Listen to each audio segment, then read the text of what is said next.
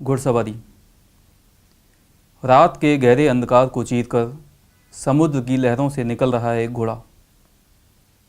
घोड़े के इंतज़ार में समुद्र के किनारे खड़ा है एक सिरफिरा सवार, हाथों में थामे लगाम और रकाब। घोड़े की ज़बान पर चिपका है आने वाले दिनों की अजनबी यात्राओं का स्वाद। शहर में हिनहिनाता घूम रहा है एक घोड़ा, अपने सवार के दस्तानों और जूतों की तलाश में। तितर बितर हो रही है भीड़, भीड़ में अदृश्य हो गया है एक घोड़ा, छोड़कर अपनी लगाम और रकाब। एक घोड़े के नायाब करतबों की तारीफ में बांधे जा रहे हैं कुछ खूबसूरत पुल। पुलों पर चढ़े कुछ टेलीस्कोप नीचे बह रही एक अनदेखी नदी का अविस्मरणीय गीत गा रहे हैं।